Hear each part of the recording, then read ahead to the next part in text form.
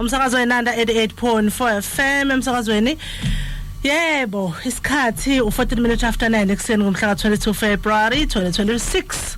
Uhleleke no Queen Rejoice nkwamukelo ohlelweni asilungiseni sizoba na kuze kushaya ngo12 namhlanje mini ehlelweni sigijima phekwa ama discussion wethu la sithi khona bafethu okay asikase sihloko sizosindlala uma ngabe sesibuya ngiqale nje ngibonge lapha nokumsizi waNtaka Maphumulo double barrel madoda yes bekade nawe ethi nje easy on a Sunday morning so nje ngosizokuzobona enizaphinda buye esikhasini sifanayo emsakazweni wakhe nanda 88.5 FM njengamanje ke ngizothatha ngithi nje hello kudimbane kodwa ke asiqale senze kanje.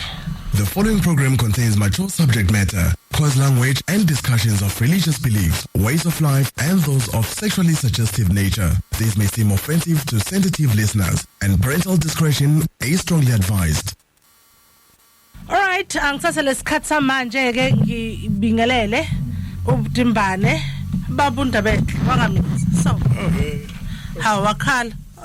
Sawubona ukuthula makwanda. Ukuthula kwasezulwini. Okay, ukuthula kwasezulwini ngibingeleleke abaleli benanda FM simbonge umdali wezulu nomhlaba osipho ukuzithanda ukuzithemba ubuqotho ukungaqolodi sibe phezulu kwamagquma sizenza abantu abazi kakhulu kepha siphe ukuzithemba ukuzinikela nokuzazisa kepha sikwazi ukucubungula ulwazi oludala olwalibekwe umdala emhlabeni lolu lwazi bese siyalithatha ke ngenhlonipho usulubesele kubanini balo lokho koguqula isizwe kwenza ukuthi kube isizwe umdala ivele esidalile eqaleni. Siyabonga sabasambathi sibonga umdala usigcinile saze saphinde sala sibingelele umlaleli wenanda 88.4 FM Siyabonga. Okay. All right. Last week sakhuluma the destruction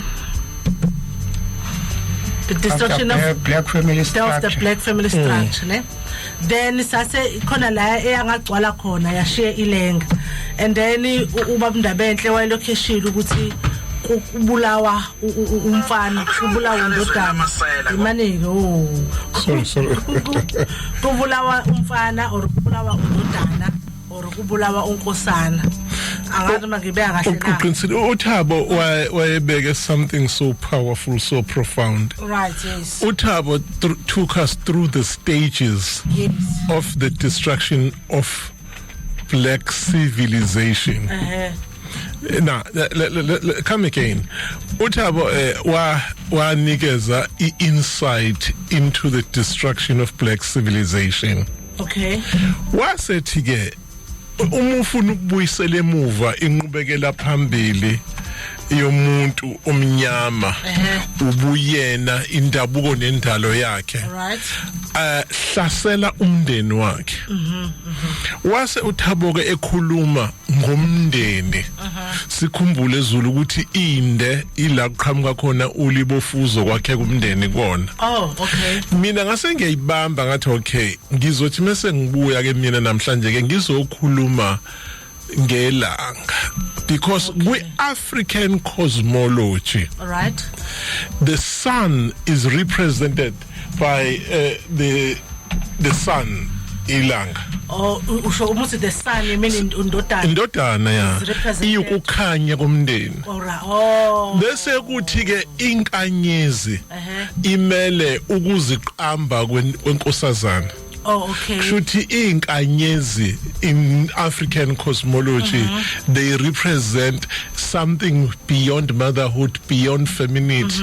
It refers to the consciousness of a female body, a female structure and a female origin. Okay. That is us. Oh, yeah. So babundabenhle ngirong yini mangi ngisikhathi uyichaza le nto emqondweni wami sekufika ukuthi lento ethi uJesu lilanga ayiqhamuki invele lapho they copied it from the phenomena of African theology ngikubeke kanjalo yeah because remember Christ is a latest is a latest phenomena ikade kwabakhona inkazimulo the light of the soul inkazimulo comes from the African way of how they perceived and looked at themselves in the family unit. All right, and then uma uchaza ngokwamantombazane ngiyakhumbula uma kuchazwa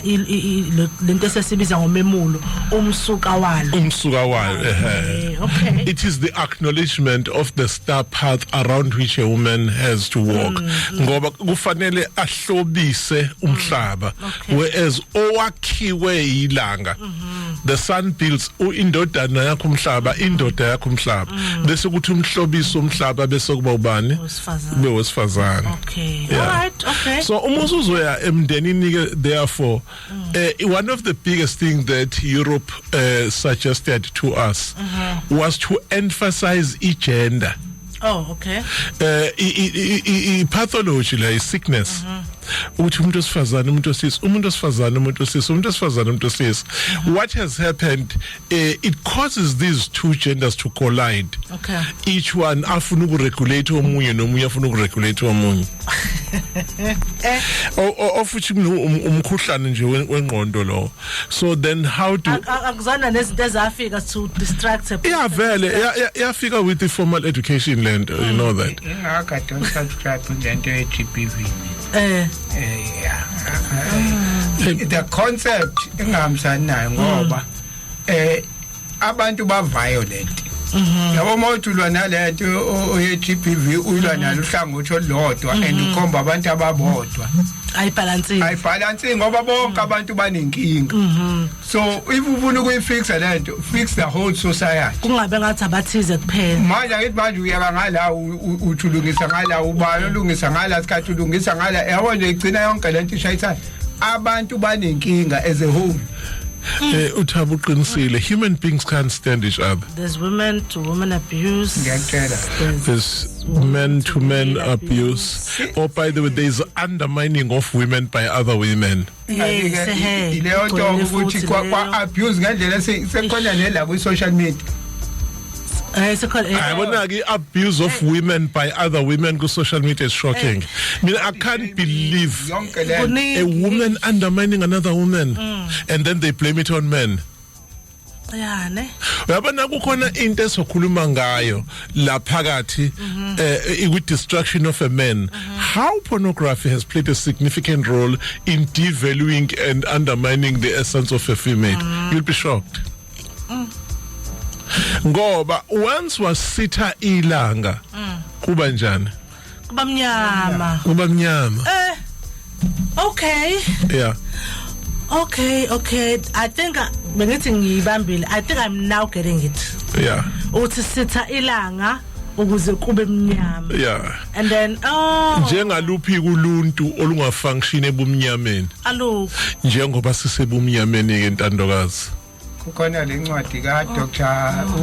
uJawanza Kunjufu le the conspiracy to destroy black boys yes yango 1988 ngisho ngangena ku YouTube uyithola analyze lento benobhuntseki khona nama PDF uyawathola baleke kabi ukuthi uphinde uyifunde ukuthi why fanele ku destroy the black boy not the man the boy yeah usha lento iseBhayibhelini kodwa semanzi lento iseBhayibhelini uFaro ebulala uHerod wakwenza noFaro wakwenza phela wayesikhathi kufuna oh yeah we are right uHerod ngesikhathi kufuna kuJesu naye wakwenza into endala le ukuthi destroy the black boys bashaya bese bancane namhlanje ke bathi destroy ngani ngama drugs na yonke ke lezinye izinto ezikhona kodwa nje the agenda is that ukuthi masibulale laba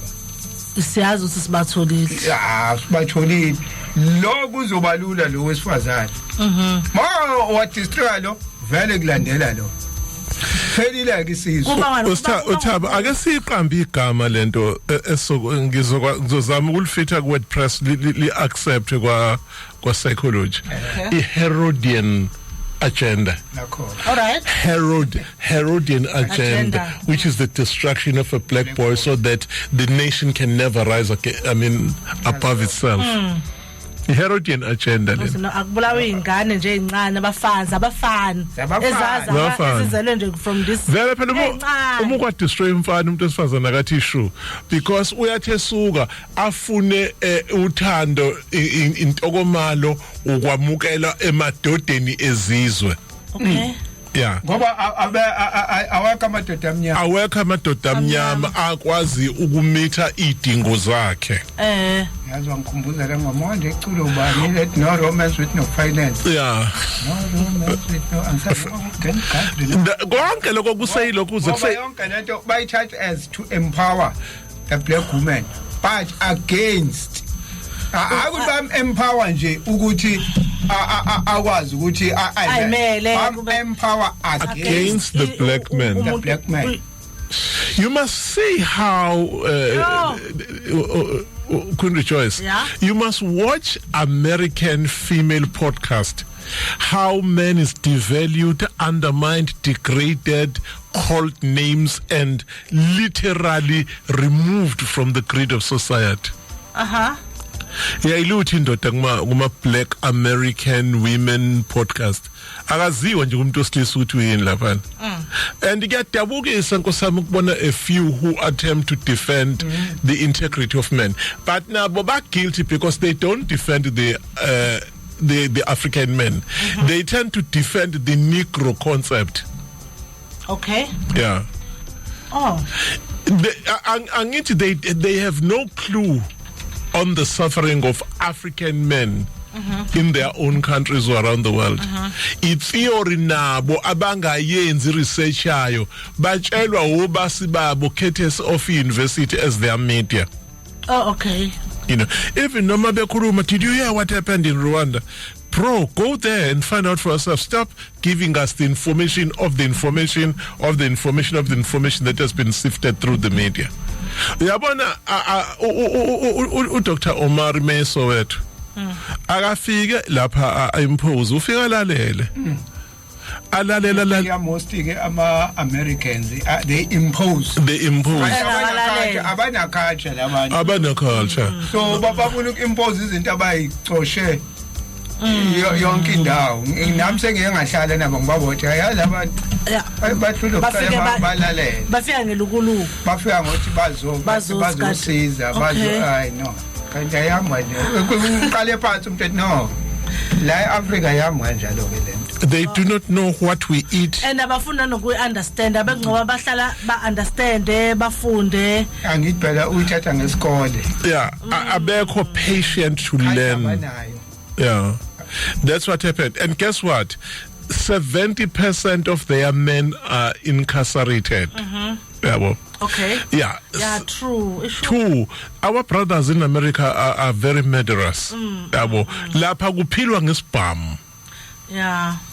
And they abandon kids like you have never seen before. Lapha the theory is you date a woman, you give birth to one. Then they begin to create in media a false a projector uma ehambisa ingane kubaba eshiye emnyango and you know they fed us that garbage to a point where it's ad nauseam yanyanyisa manje. Every time you see a movie or anything that is depicting the Black American lifestyle, trauma, messed up families. Now, bese kusuka lezi zakithi la South Africa, the starry-eyed, ignorant and vain. Bese icabanga ukuthi that is a lifestyle. No, that's not a lifestyle. You see, Black American media has fed us a lot of garbage. Unfortunately, la South Africa, our people are now copied a cultural waste product of American distorted lifestyles. Yeah, ne? It's sad ngempela. kodwa lethi sancane ngeke ngibone kancane babudaba enhle abanye sebeyibona leyo nto ukuthi iAmerica it's producing garbage. No, the honestly America produces garbage and they feed us garbage. You know that. There's nothing enhle ongayifunda ngeAmerica. And what I like media yabo lesikhombisa lezinto, you know that. Undermining corruption. Hey man, let me not even go there. Lapho kunama movie engathanda kanjani. Kodwa ke athi ngisalete show asibambe njengamanje siyakunondoduzo novalo nezindaba zokugamanxa kwihora lesishagalolunye ekseni izindaba ezigcwele sobe sesiyabuya siqhubeka ne discussion yethu iqhubeka nje njengoba uzwile mangabe ulalele last week isaqhamuka khona lapho ku destruction of a family structure noma namhlanje sithi cry my beloved beloved son. So the topic today is cry the beloved son. Yes. Yeah. The topic's Pepelo is cry the beloved son. Aska says ndabeni nonto Spirit of praise ngihamba phambili lapha ke Dumi Gokstead asikho isikhathi 18 minutes before 10 o'clock umsakazweni inanda 88.4 FM uhlelo asilungiseni namhlanje sithi cry the beloved son. Cry the beloved son. Madoda sinotimbane babundaba enhle miyeza khona uThabo Sambothi uhleli nake Queen Rejoice ngalesi sikhathi sesiqalileke sayikha phezulu isijobelelo noma sikuqhubeka from last week la besithi khona the destruction of a black family structure ifocus namhlanje ihleli kakhulu kumfana kuyindodana ilanga lomndeni the son of the family uthi mawubulala ilanga mawucisha ilanga ukuba mnyama umucisha ilanga kuba mnyama therefore mu destroy indodana in anything really the family structure collapses. Yeah, so ilapho la ikhona namhlanje Dimbani akesiqhubekeni nendaba yethu maningi busakhuluma about thina ukuthi sithatha kakhulu from American garbage. Yeah, we are fed a toxic American garbage culture. This is a migrator. Sifike la sidla ihlaza singazange sifilterish. And as it has not helped us, it has made us orphans of society. Siyintandane zomphakathi. Yeah, we speak in a twang ubheke laba bafundile bona bayimele. They speak in twang like American women. Bas konkotha kuma social media na kuma podcast. They promote hatred for black men and are always complaining about men who are incapable of loving. Yet the same women are actually ngabakwazi ukuparenta, they're raising boys, which I found it very bizarre. But the destruction of a black young man and the engineering of hopelessness is not something of today. It's a result of what I call a syndemic of injustice. Kwakhiwa ipipe elikhulu eliqala esikoleni liyophumela ejele. Yeah. It's an syndemic injustice. It's an underground pipe. Ungena esikoleni, and the best place that you can end up ejele laliphumela khona leli pipe liphumela ejele. Yeah. 77% of American young men are incarcerated. True. Not a crime ubale. Those young men, 13, 15, have actually taken lives of other people. And go serious, yeah. I think America khona into le kukhulunywa ngenanda ne West. I think America yona nje into enjalo. Worse than you can ever feel. West, and ngizengicabanga ukuthi akukho futhi ukuthi it's like uma ngabe uzophila impilo ehlukile bakuthatha ngazo awusile nasekhanda engathi wena you have to umuntu right ke what was the point ukuthi aye ku gangster cause umuntu right uphumelele uyini lebe seyifuna emenze like lifestyle yakhona ama gangsters they capitalize on a lack of proper parenting. Then they give you a way of acceptance. They actually nestle you like isikhukukazi masifukamela amaqanda.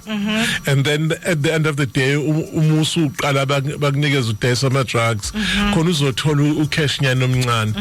After that you buy a very big jean ozoyiqoka oversized ne jacket nespam esisha silver akamva lokho ukudla kwetshele for you to be initiated into a gang kufanele uqale uyothatha umphefumulo othile then ke uyindoda they'll take care of you ngaphandle nangaphakathi.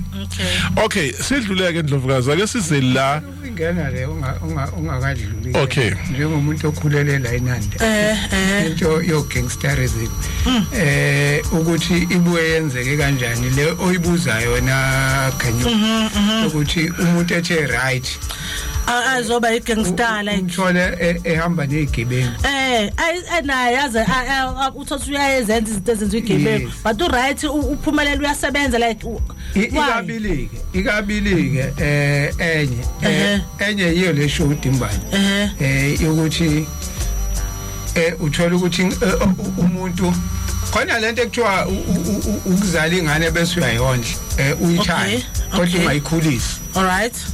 Akakhuliswanga okay uthandiwe yena njengomfana okhula yedwa phakathi kwamantombazane spoiled ngoba wenzelwa yonke into. All right. Uyathandwa kodwa akakhuliswa akanikwa ama responsibility ukuthi ekhaya yabo umuntu okhuliswa washizithi mabuya esikoleni enza ukuthi washi uniform khona indlela yokukhulisa ingane ukuthi ibe responsible.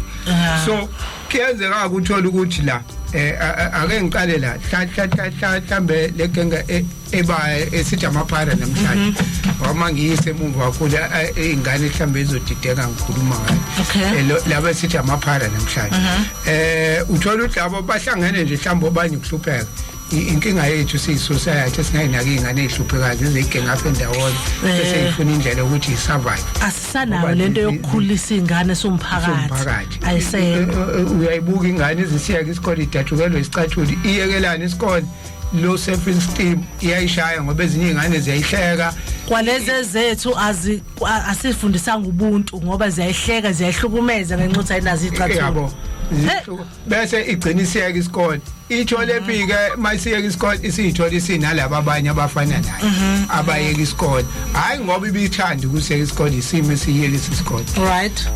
Now lezi ingane ke zinjalo sikhula thina bekubhekwa lezi ingane eziphila kahle.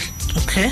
Laba abanama parents ba straight uma unurse noma uthisha noma uyini uphilwa kahle ekhaya akuswelwe lutho uyatarget umfana walapho lo ungazi lutho ezingala kuthina.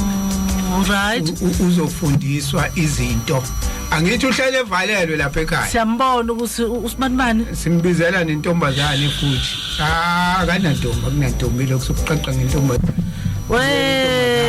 intombazane ahlanganiswe intombazane izise ahlanye usephila enye impilo ke manje sena ne girlfriend ekhaya yaqala uyabonakala uphila kahle nayo futhi girlfriend ezengo ukuthi izomfaka ngicela ubaba ugrandmaster ubaba uHaramanupa akaya grandmaster sawona sibathathu grandmaster siyakubona nje yebo baba. Yeah, we are looking at the destruction we are looking at the destruction of a black young man in order to collapse an African family. Just in briefly, grandmaster, in other words, work with us. How can we save our young men?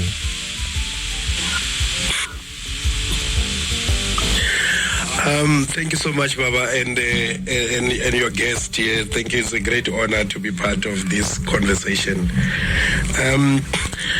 Well, the family structure within our African tradition, we know that it begins from family to clan to a nation group that usually we are called a tribe or a village, and then up until to the race. So family is not only limited to your immediate family. That is why we had this saying that it takes a village to grow a child, or it takes a village to have a marriage. So now it is a collective responsibility that is being damaged now, because some people, you find that they don't even speak to their immediate relative, they don't speak to their uncle, who are all part of the same building block of the same structure of the family. And secondly, with the advent of colonization, they've introduced a Western family system, which is the nucleus family, whereby we are not able to resort to the age-old wisdom of the African elders in order to guide our problems. That is why today we are having all of these divorces, femicide, and all this type of distraction that we find going on. But also the substance abuse, and that cut across all type of substance, being alcohol, being drugs, all of these things. We find that they play a role in destruction of this family structure. So I will advise that we need to return to the old age values of our family system, which is the respect of the marriage itself, the respect of the family, that will include the extended family, the respect of the community. You know, you shouldn't find that here is a husband, but he is also known that so and so are his side chicks and so forth. So we need to strengthen the basis, the root of the family itself, by resorting to our own value system. There is no such thing as these things are outdated and these things, they don't work today because we are modernized.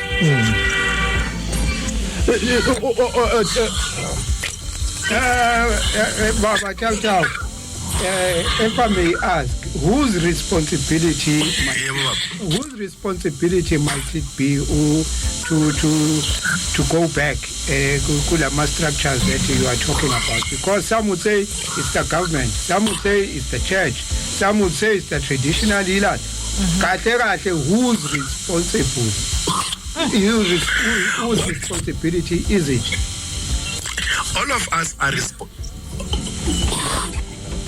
of us are responsible, because remember, even if we can talk of government, we can talk about kingdoms, traditional authority, we can talk of community, we can talk of society, but the building block of that is the family itself. It begins from the family.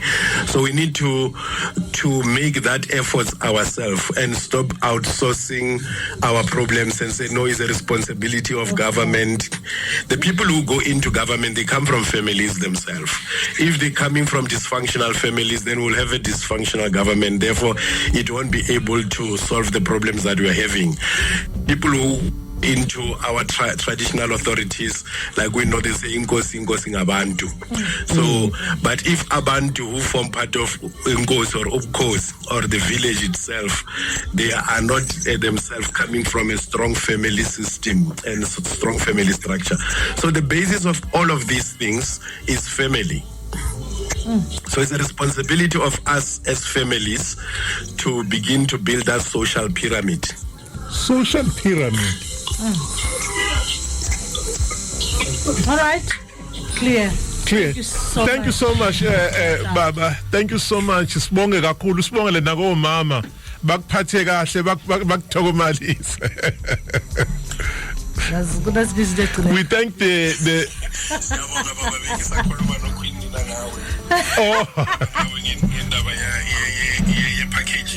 Okay, yes. No, we'll talk about it. Thank you so much, Baba. Sibonge kakhulu ukuthi usponsele uvo lwakho. You said a mouthful. Thank you.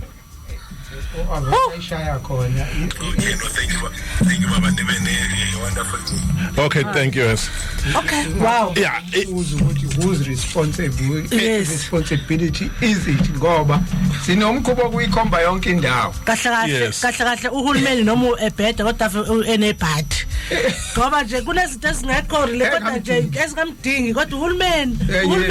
Ayisiyalento ayishoyo. As much as naye ukuthi outsource. Yeah, inkinga zethu say outsource. Okay, let me define an African family. Right. In its ancient origin.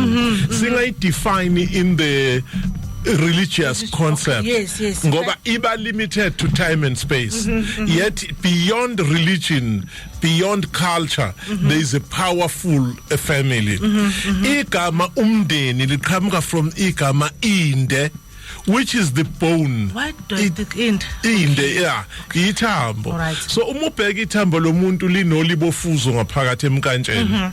So leyo mkantsha uphethe generation after generation after generation after generation.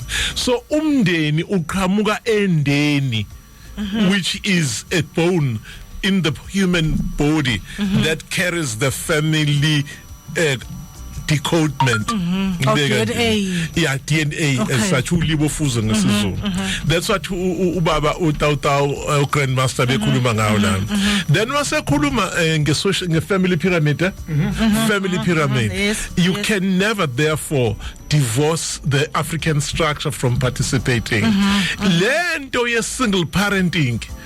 Single not as ukuthi umama zalingani baba ngabi khona. Is single parenting meaning to say ekhaya kaMakhathini abafuna ukuthi ingane zabo zibe nobudlelwane nakababomkhulu ngoba kuyathakathwa.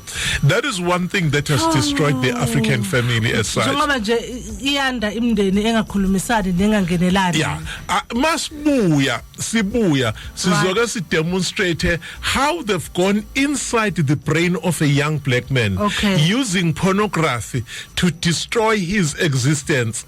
Hence indaba yama side chick ukuthi ingane ikhula kanjani yazi ukuthi ubaba une side chick.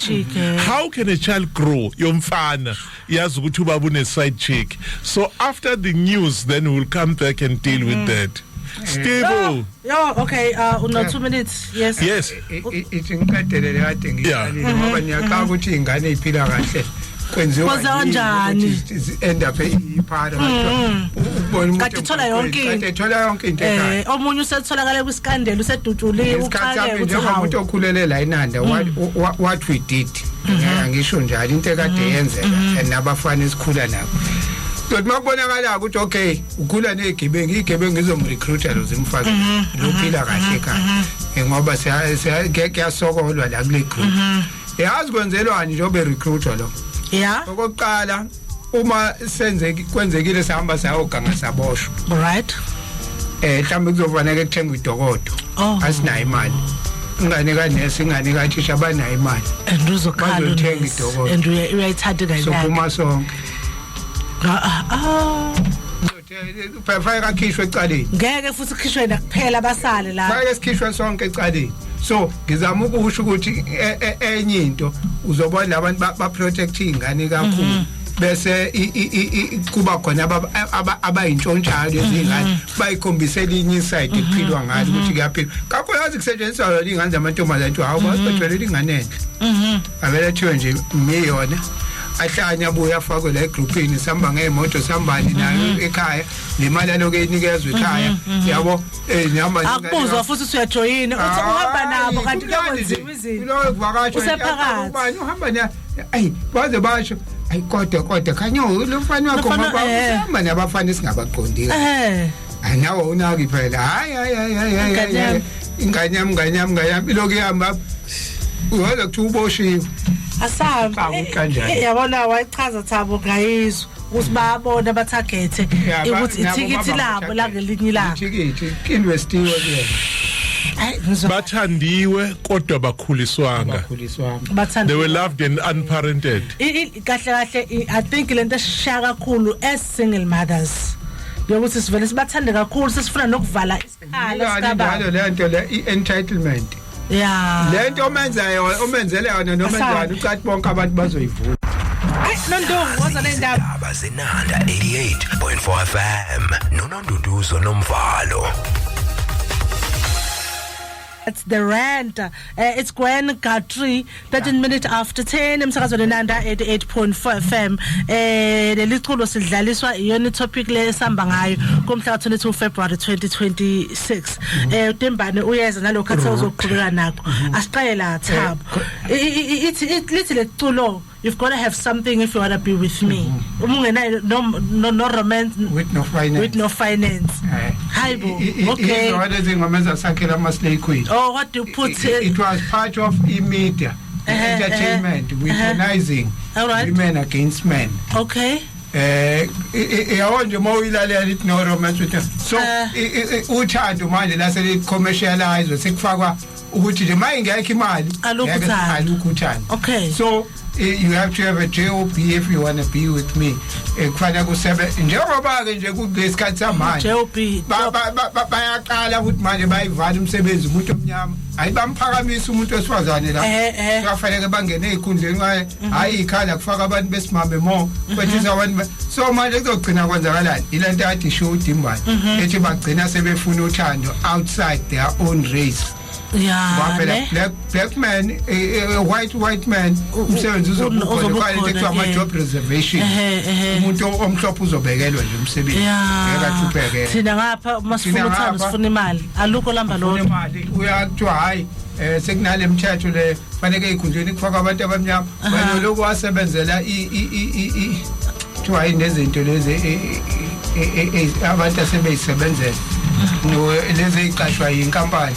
My agent lokho wasebenzela i-agent wena ukudilize nale so iyaqala ke weaponize abantu besimama ukuthi ungamthathi umuntu wesilisa ongenalutho if enotho futhi he must have more kunawo kodwa manje akwenzeki ngendlela okuyiyona but kwakuweaponize baqeda lapho this is le ngoma ka 40 years ago 1986 yeah it was released in 1986 lapho kwafika ama 90s bezo Tupac na labo ke baphoqa ukuthi bakhe ingoma ezehlisa isithunzi so Clive Davis and they were paid to undermine, degrade and women. Yes, kwakufanele ke babadegrade isithunzi somuntu osifazane so Tupac lezi ingoma zakhe bitch this what ezazikhona and mind you njalo ukhumbula ukuthi wanqaba bamjikjele je ukuze aphuma kwafanele asayine idini yama record awu5 ngikho ama album awu5 a 5 deal album ukuthi uzokwenzela ama album inkani ya kwaye mabemkhipha ejele waseyawenza lama wasemosha ngode mama hayi manje useyaphuma phela manje kulama contract waphuthuma lama album abo awu5 abafuna useyabona ukubuyela kule nto yakhe ke manje shayidi mama yokuzokhuphula isithunzi somuntu osifazane bafanele hanga ngoba abaphathi be-industry had an agenda ukuthi kuzo le industry siyisebenzisela ukubulala umuntu omnyama sine agenda abantu besimame ne-agenda abantu besilisa siyabaqhatha siyabadestroya siyabaqeda so lento ithi owesifazane akahliswe isithunzi owesifazane akazibone engilutho akazibone ubuyena bonke budiphendele kowesilisa at the same time angabi nje owesilisa noma imupha kowesilisa onemali onjanjani who's bowling shoja ngapha ebese owesilisa benza sure ukuthi bacima ilanga lento efunwa yilo wesifazane lo wesilisa akangabi nayo yebo isystem oka yabona lento esho uthawu yona ke le ukuthi mangase ke sibuyele kokwethu ukuthi ama structures ethu okukhulisa inga bese noma structures ukuthi intombi zinamaqhekisi ayigusa insizwa ngala nazo zibuthiwe kunamagosa sinama structures ethu ekufanele siwa modernize I think uhulumeni I think isonto I think ibandlento singazenza Dimbane baba Thabo ishayile let's systematically go to the destruction of the son. Ake sisithe ke inkosana khona izokhula ingabi lutho. Ukuthi bayisithe kanjani? You see, one of the most systematic things about destroying ingane zabafana ezimnyama a potential for greatness pornography. Yeah, pornography has destroyed ingane zethu to a point ukuthi it's very difficult Chiamo to take a child out of pornography umbuse to a sober mind. Ngoba pornography, what it does in the brain of a child, it hijacks arousal template. Okay. Yakuchaza yabo. Arousal template imap ne blueprint in the brain. Ingane a developer genetically early in childhood. Okuyiyona ezo contributor leo template culturally, spiritually in him making a choice of a partner. Okay. Ooh. Arousal template. So let's check ukuthi pornography yenze njani. What pornography does, the repeated exposure to pornography, it destroys or hijacks that template. All right. Changing what an individual finds as sexually exciting and normal, ibisimisa to perversion. Okay. Yabo, abe a pervert. He can even become a pedophile easily. Easily. Then into azoyenza umfana wami at the age of 17 is that his anger and shame, they subconsciously become a fulfillment of his sexual pleasure, leading him to lose control of his sexual power yakhe. A rely on masturbation and all other things. Ake sibheke ukuthi ngala ifemale bayenze njani. His female ufika thathe ilo avule live yakhe. This young female bevule live yakhe ebese eyadansa. Ebese yadunusa. So what is the message here? Kulo mfana no 17, he's sending a message ukuthi mina I'm empty like khanda. The only thing that I have is inqa. So this has changed our young boys to become bad heads. Ayikho into abayicabanga ngaphandle kwezinqe zomuntu osifazana. Which interferes with their cognitive function, distort their executive functioning. Badle kakhulu baphuza utshwala because all that they want to do ukubona izinqe zomuntu osifazana namabele omuntu osifazana. Akaze masayibona ukuthi pornography ne social media yenzeni ingane zethu. That's a systematic destruction of black civilization, nokusitha ilanga the sun indodana ukuthi ingabi lutho. Everywhere he goes into ayicabanga izinqe zomuntu osifazana. Now akasibuyeke sithi zoom in. The establishment of a healthy family izofaka irresponsibility enkulu kubaba. Okay. Aw baba kayeke iside chick. Uyazi konke engizoyisho kubaba la, I hope bakhona baba bami o second chance. Asikho isidingo se side chick. So uma ngabe side chick ikwalile kuba bhlungu uzocisha uxoxele ngisho unkosikazi indlela sokuyipheni ngakhulu. First lady, asikho isidingo se side chick. Start low. Asikho isidingo se side chick. Kahlala asikho. Finance unikhalisa. Okay. Arousal template it distorted. Oh, that's abakhaisi maya saw side chick yami isiseje ngesikwazi. So our need for a side chick comes from what? Perversion. Into yatshalwa kubulwe into yatshalwa, yeah. Our need for side chicks come from a perverted mind. If your mind is perverted, you'll always want a side chick. Ngithi mina, what is the best system here? Omunamandla, spiritual energy. Ake ngiphinde futhi, spiritual energy. And you are a hard worker man. Bizumndeni. Cela unkosikazi wakho akutholele a second wife. Okay. ake ngiphinde futhi thuma umama wekhaya. The reason why ngithi thuma umama, wena ngengathi ufika kulomendo wakho awuzange unegotiate ini ukuthi uzothatha isithembu ngokuhamba kwesikhathi. So manje you are under pressure ukuthi musu impose isithembu. That is the lack of polygamy quotient. Ubudomu. If you go back to African civilization and ancient African history, vele kwakwi I prerogative ne right ka mama according to the divine council of mothers ukuthi kube uyena umama okutholela umama omncane a sister queen abazobambisana naye. Now we will never have a side chick. Usuku pervert uma une side chick. And what message are you teaching to your child? Ukhumbisa ingane ukhuluma utshela ingane ukuthi it's okay to sleep around. What is going to come out of that? Kuzoqhamuka ingane engenabo baba. So today sine ingane ezalwe ama perverts. Yo yeah. Ezalwe out of love lock. Yeah, wedlock. It's too serious. Ngikhuluma ngezingane ezalwe abantu bengathandani belalana. Issue. So there was no love. There kuyinkanuko ngani na I-arousal template has been destroyed. The template that empowers a young man to have healthy sexual choices. Queen Joyce. Yes. This ingane yomfana eqale ukulala nabantu besifazane isencane. Ino 16, 14, 15, 17. Iya experience penetrative sex. Iyalimala engqondweni.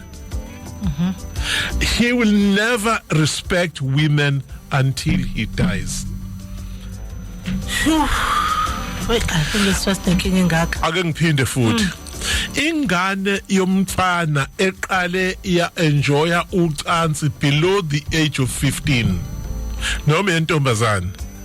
He will never respect women till he dies.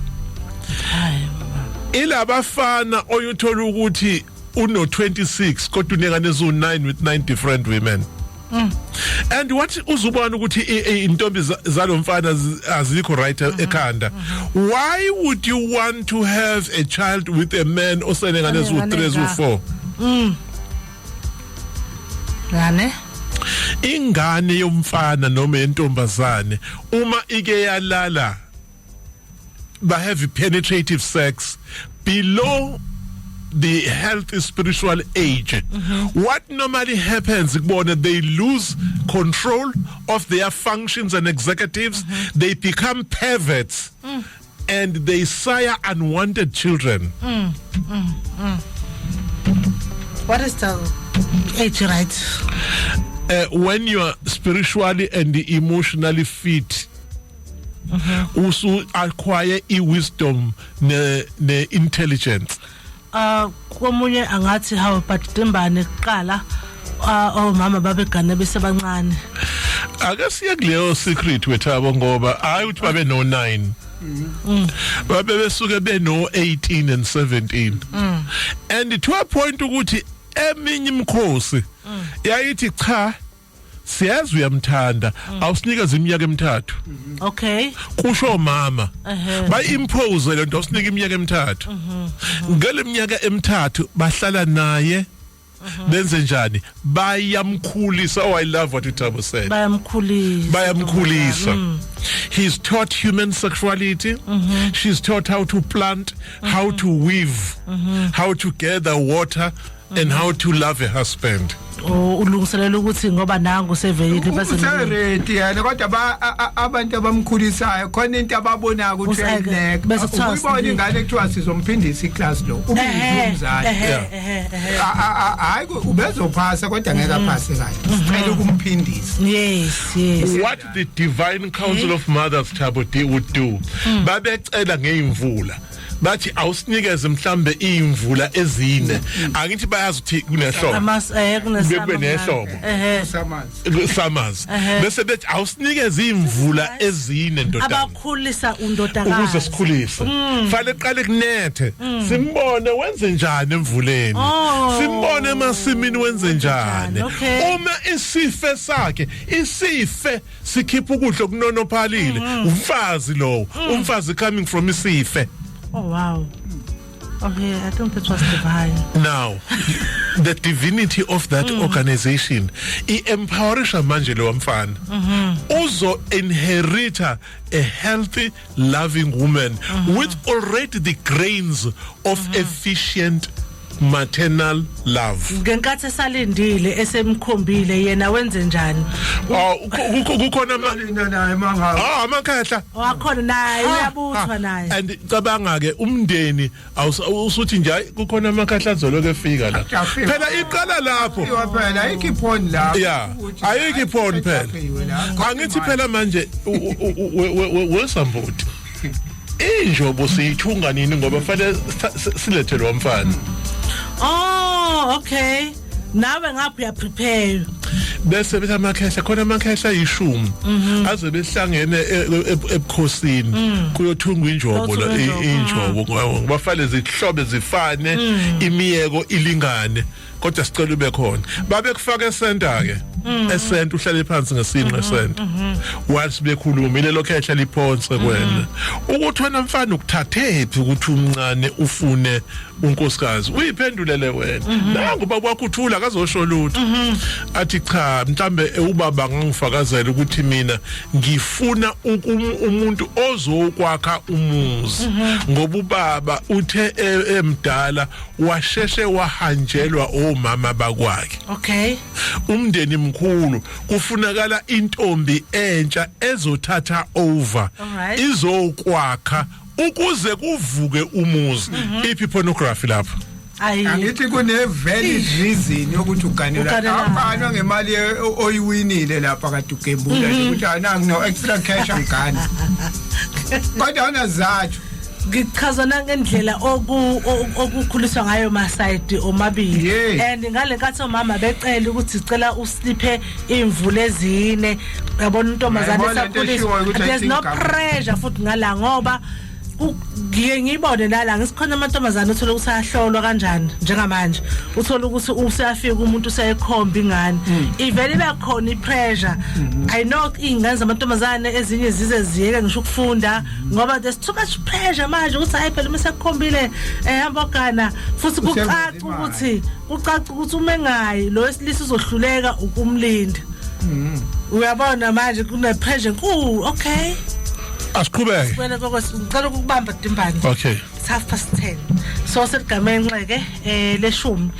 Angikumemeke emlaleli ukuthi ke nawe ngabe ingxenye yohlelo ukhona inamba ka WhatsApp 0687649969 0687649969 kodwa ke ngizosasa ama comments wakho after 11 okwamanje nje ungabe uqala nje nawe uthi nje halamuzi hello. Okay, asiphefumule. Inanda 88.4 FM. When we return, more of the music you love. Asilungiseni with Queen Rejoice. Welcome back ku Asilungiseni umsakazo weNanda 88.4 FM. It's time 24 minutes before 11.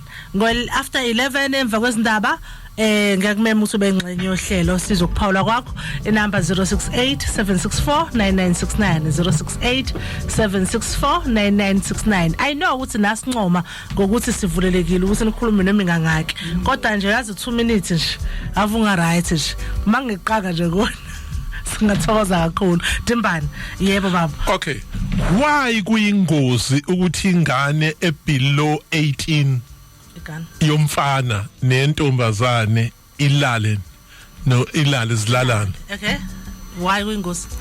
Because ingane can only have sex when in nervous system yengane has fully developed. At the age of 16 and 17 in nervous system yomntwana isuke underdeveloped. Okay. Ake ngiphinde ngoba ngifuna bezwe kahle la o Joy Boarding. Ingane yentombazane at the age of 17, 16, 15, 14, nervous system yaisuke underdeveloped. Okay. But once you break ku 17 grade and 18 in fact 18 19 20 ingane yentombazane nervous system yayo isuke fully developed. Okay. Meaning to say at that age the child is ready for sexual indulgence. Ingane ilale early kakhulu. What normally happens, Queen Rejoice, could disrupteka is central nervous system yengane. Bese kuthi le template arousal template be distorted. Akasibheka umphumela walengane uma isindala. There is a likelihood ukuthi ngishinga shada iyoba nama side men, side niggas throughout emendweni izishona. Sure. Khona abantu besifazana abangakwazi ukuhlala ngaphandle kweshende. Khona abantu besilisa abangakwazi ukuhlala ngaphandle kwe-side chick. But uma ubheka psychological research will tell you ukuthi labantu isex bayiqala la ko 14 15. Sure. Yani Sex can rewire your brain. Timbani. Sex can rewire your brain, causing synaptic nerves to be disrupted, forcing the brain to adapt quickly, which can dangerously convert you into a sexual pervert. Kunomntwana ngimthanda wangidukela ke emhlabeni. Angazi why ngangithanda la ngane, but just I loved her. Yayi promiscuous. She was young. At the age of 15, she was promiscuous ngale and then kwafika la ngicina ngizikhuluma naye because I wanted to understand. Kwagcina sikwazi ukungivulekela ukuthi she was raped not once not twice. Yeah. And then so that is why agcina sibuza ukuthi so like what the point. Asho njalo safela boss so what at the point ulokhu ngihlala yabo. That's traumatic. And she was so also that include lento oshoyo. That's true. Sure. That's correct. Now leyo ngane iluza irrespect for the self. Ibise njalo yomfana noma yentombazana. Eyomfana uma ingasakwazi ukuderive ijoy ino 19 sexual joy and pleasure iyithi suka ibe ifuna ukulala no antu abadala with the hope ukuthi bazoyi empowerisha sexually. Yabona synaptic nervous system disruption. Yeah. Now the painful part when it comes to eyomfana ukuso komfana akunakeki. At the same time akhona ama pedophiles abantu besifazane bakhona abantu besifazane abadlongula ingane zabafana abanengane zabafana zisencane but lokho akukhulu angazi angikaze ngizwe ukukhuluma ngakho kunama campaign ngakho kuzosizwa ingane yomfana. I hope niyabona Thabo ukuthi ama conference lawo esiwenzayo wathi Shuba mfethu. Tina, what we are doing in South Africa, we spend money sithenge o2piece bekentakhe nejuice ukuzosiphele ingane emanzi conference, but uma sesifikile siyaz attacker. How? Okay. Yeah. Says attacker. Yes, says attack. Like osithi niphatha kanjani? uNkulunkulu ulokuze and ungakhohlwa there's something that I like Japan has said. Right? Japan ithe izobabopha abantu abatshela ingane ukuthi sizofa esikhokweni. It says about Papa Tabashajan? Yeah. Aba threatenisha ingane ngesihoko. Oh really? The very same system nina la eniyenzayo. I think uyaphila in fear. enye into yokuthi sibalekela irresponsibility yokuparenta bese sisabisa ngesihoko siqhamisa isonto. A lack of adequate and proper parenting yenza umzali ukuthi ingane ayisabise ngesihoko. And what is worse is Hoko doesn't exist. Okay, siqhubeke sidestroy umfana lapha. Okwesibili umfana usebonileke ukuthi ubaba wakhe une side chick. Okay. Then he begins to lose respect for his father. All right. Now you can imagine nginengane yomfana engangirespect ngoba ingane yazi ukuthi mina ngihambe ngilala ayubise wathatha ama instructions iya ebedroom yayo thaba yundlula umbhede and ngihlale ngisho ngisazokuphuma ngisazokuphinda sorry uma ufuna ukubona ifuture yengane ukuthi izoba miserable kanjani go to the bedroom of the child ubone lengane engawundlula umbhede is it a coincidence ukuthi zonke lengane zabafana namantombazane endlula umbhede they have a brighter future? It's not a coincidence. It's the discipline that these parents teach to the child. Ezinye ingane ziyadiscipline wayifundiswa idiscipline. Ingane izoba disciplined kanjani ngafundiswa ngidiscipline nama values. uTautau Haramanupo Grandmaster ukhulume ngani ngepyramid. Kwi-pyramid, that is where we teach values, society, the village, meaning the local community, at the top of the pyramid, the parental leadership. Now, this is what is happening now. Yes, ma'am. You have unhealed, traumatized parents who are attempting to parent. Okay, now we have unhealed parents, traumatized parents who are trying to lead and parent their children. So what they're doing, they are transferring trauma enganeni zabo, yeah. Ubhekeni kwi-politician naye ephuma emndenini dysfunctional kwayona. Yeah. Yini ezonenzela yona. Angithi wena uphethe iglass yotshwala ku TikTok uyaphuza uphethe ne-vape unengane ezu2 ziyakubuka lengane zizoyibona le live yakho. I promise you, I love internet. Zizoyibona 14 years later. Umuthi yabathethisa yabalala bese beshana ngendololwane bethe ubheka umvape mhlawumbe zikubiza ngovape ziyamuzwa ku vape yabo vape besifazane i-video ngangiyenzile ngidunusa le video oyenzile udunusa iyobonwa ingane zakho 10 years later ukuthi thina sizalwa umdunusikazi nakho kwenzekile umplomlungu lo bese expose ama file African tonton khona nokwenzekile Belgium wafika lethe Johannesburg kwababiza wabafili wabaviturize usadedela ama file abanye sebeshadile. Okay, lo mlungu ngicabanga ukuthi he had about R1 million to spend ngoba it was 10,000. Yeah, probably abantu aba 400 ubaqedile lapha.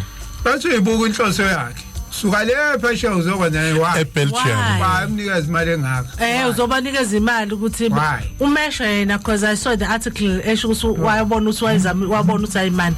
Kunamantombazana lahlile and angenza imali ngawo ngoba ngale nkathi ehambisa lama streams. Is doing money. Iyethi abakhokhela 10,000. Abakhokhela 10,000 usenza imali enkulu ngalokho. So wabona ukuthi how about enza imali at the same time having fun. People do not know ukuthi i-logarithm yalapha is powerful.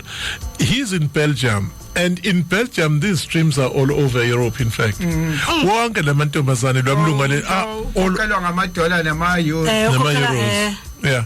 So he's making 10,000 ubala laba kade abanika isuka ama-peanuts lawa abanikeze abasale ne-trauma abanye bashaya nama-peanuts.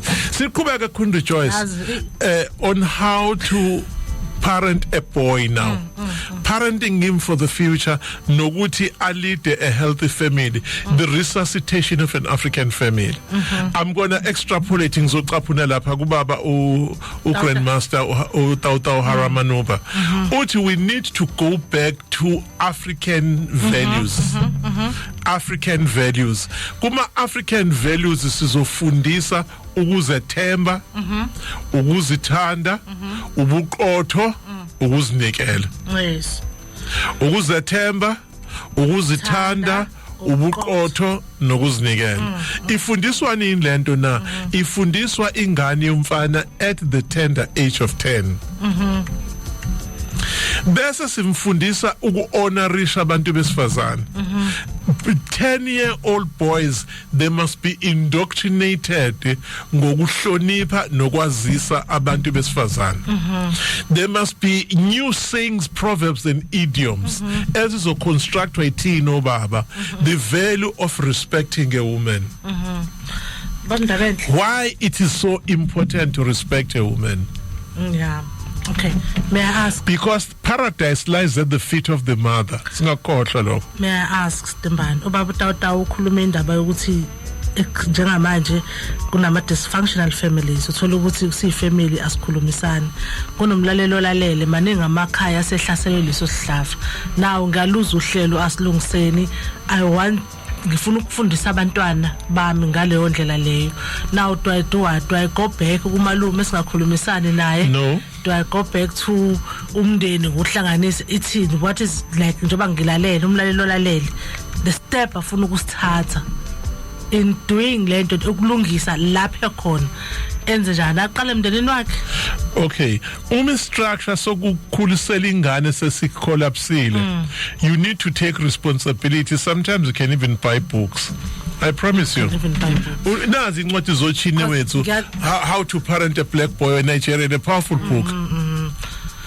Mhlambe is it okay futhi ukusassociate nabantu abafana nabo baba uTawutawa abantu abafana nabo baba Ndabenhle ngoba constantly abazokhumbuza you see there's something that guys mhlambe ukuthi kwesinsikhathi uyuthi umuncomo uzakweni kube ngathi you are singing for your lunch uyabo uThabo took the church into confidence. Now that's very serious.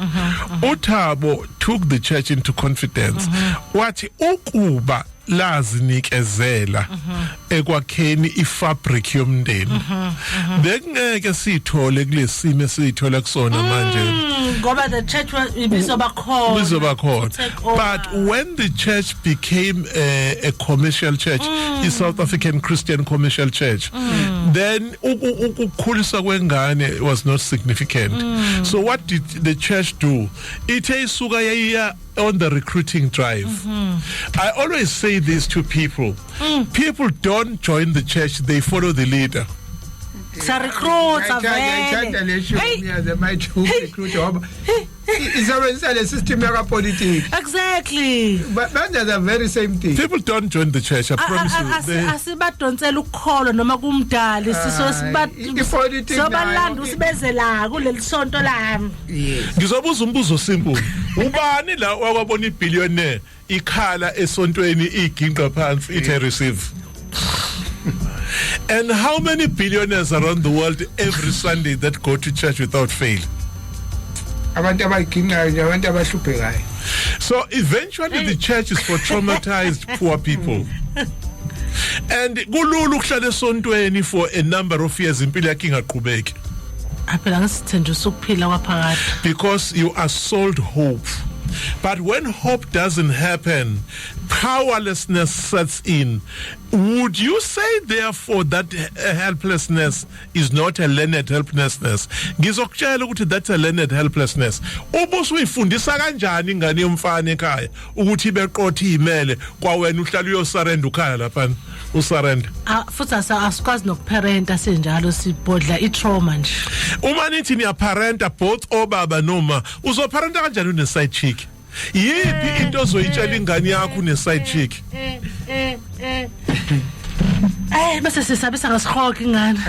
Now there's something that I want us to ask. Oh mama, you are a mother of two beautiful boys.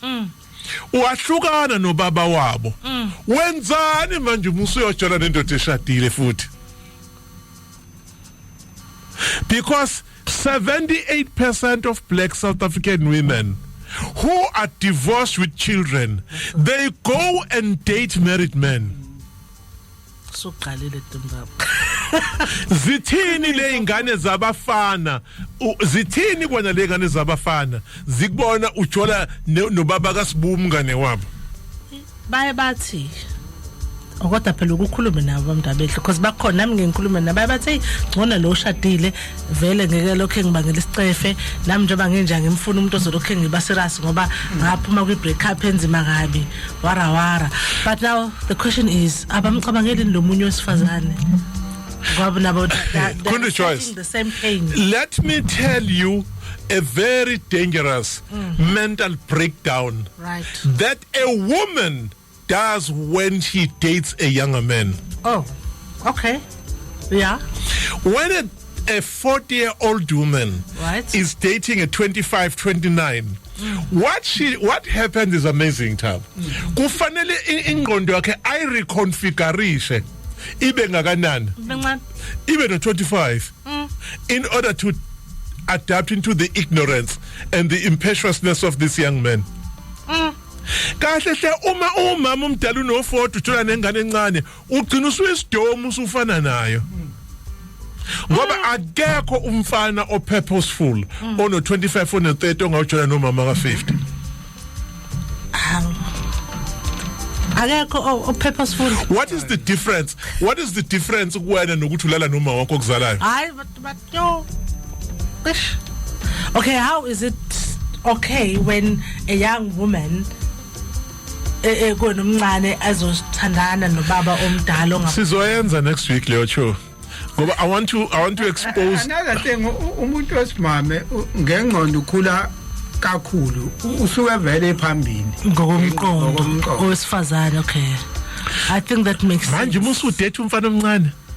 ingakho ukubone ubabehlupha ekadakwa wenza umuntu oselabamba ikhaya uma ngoba vele yena psychologically mentally strong ukhulile more matured khona indoda ubaba omdala ohleze umfana nje iyazama futhi umfana kakhulu waba wafika 30 wagcina usena 50 usamfica ema night club edance 50 years and ufuna nje eclubini una 40 years Which begs the question. Bangaki time is 10:54. Right. Bangaki obaba abalele as we speak akade besemaklapini. And what subtle messages are you sending to the boy? That is a destruction of black civilization. That is a destruction of the feminine. Ulala ingane zingakubonanga. What how ngeke phela ubaba la ekhaya kuba ukuthi ufika ngo10 uletha siphi isifundo kumfana wala ekhaya ngaphela ubaba uyena kumele ayovala igate ngo6 mengekho lana uthini enganeni. A devoted loving woman wants to go to church. Sekufala ingane yomfana ivusa ithi eyazi mina ngazi ubaba yenzelani lento yabo isiyavuka ke isiyo shift imoto kababa ikhiphele ngaphandle ikhiphe kanina ibuye ibuyisela imoto kababa wakhe.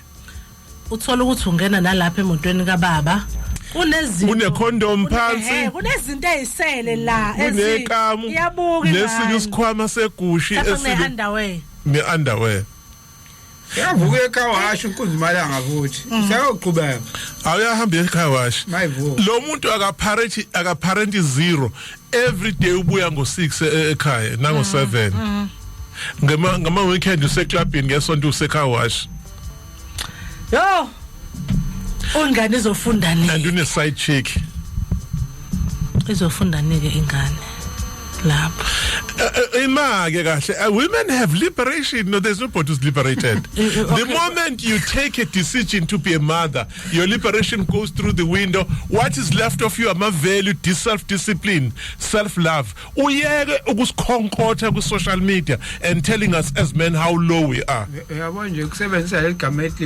liberation because ukuthi somebody has liberated you from who, from where, from what. You can never claim liberation. Uliberate ubani. If a woman say mina liberated, uba liberated. From what? From what? Yini lento big imprisonation ukuthi ugcina usukule condition okuyona.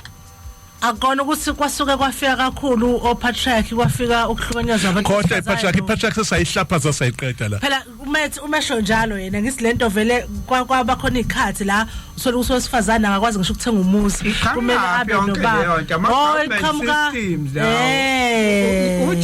Uthe let's go back. Let's go back. Sibuke thina. Let me make an example nje. Intenzekayo edala yonke nalento futhi isystem even esikoleni ngeke uzufike kufundwa into mhlambe eculture yabantu noma yini ethinta umuntu nokukhuleka komuntu ama systems okufika phela phinde yokuqala it's a system efikile introduce foreign cultures into the school okwenye izinto leyo ukuthi kufundiswe ngani ucansi ama foreign systems into eyiningi phela phakathi into eyiningi eyikhona kodwa akukho kwethu noma ungathi uyayivula uzothi akukho kwethu importer izinto is foreign izoyifaka foreign cultures angahambisani nathi so nayo ipatra kwangeyona yethu yafika ilethwe isystem ama structure thina ami koncwadi eBhayibheli othi ngifunda uJeremiah 6:16 isho kanje uJehova uthi yimane endleleni nibone nibuze imikhondo yasendulo ukuthi yipi indlela enhle nihambe ngayo yefumana ukuphumula kwemphefumulo yenu kepha bathi asikuhamba ngayo kukhona ke labo bantu abaphila ngaphansi kwedemocracy nani asibe iboke labantu ba liberated bona ngeke sihambe ngeindlela zakuqala goodness not 2 minutes can I clear this Dimbane because Twan la khona there's a comment that can you get young moms to have this discussion? Your lady guest is agreeing to all your men. That's true. Bashira nada Bashira. Yes, so let's asibuyiseni ke the lady guest is a host and namhlanje topic it's based on ukubulawa ndodana kwemuntu wesilisa with Job ushilo sisakhuluma ngepatriarchy depending ukuthi ngalelo langa uhlelo luthida ngani ngoba there's a great damage eyenzekile kubantu besilisa yet we find ukuthi awekho ama shows amaningi kahle kahle no ama shows e South Africa yahluleka vele labantu besifazane there are issues that abantu besifazane but ifocus ike yaqama kakhulu noma yagxila kakhulu kulokho namhlanje sila Joyce abake libadide uhlele ngeke ngibabone bafuna kube debate namhlanje sila sikumfana manje okade it's not a debate silungisa itopic sila sikumfana ilanga elisithiwe ukuze kufe isizwe kufumndeni womuntu omnyama sila sikhona umuntu ozomela abantu besimanga asibameli namhlanje that is why kufanele masibuya before sithatha abalaleli kufanele sibakhombise imphumela lento esikhuluma ngayo email brokenness. All right asambe sekunondunde izindaba zika 11 o'clock masibuya sobe sesithatha nama comments wakho ke nonduduzo nomvalo nezindaba ezigcwele 811 ukokhohlwa kamlaleli uthi nawe you can be part of the show we can number ka WhatsApp it's 0687649969 let's go. Nazi izindaba zenanda 88.4 FM nononduduzo nomvalo. Siyazisa, siyafundisa, futhi siyajabulisa. Beyond the culture, beyond affiliation. Welcome back. The time is 10 minutes after 11 ekseni kulisonto.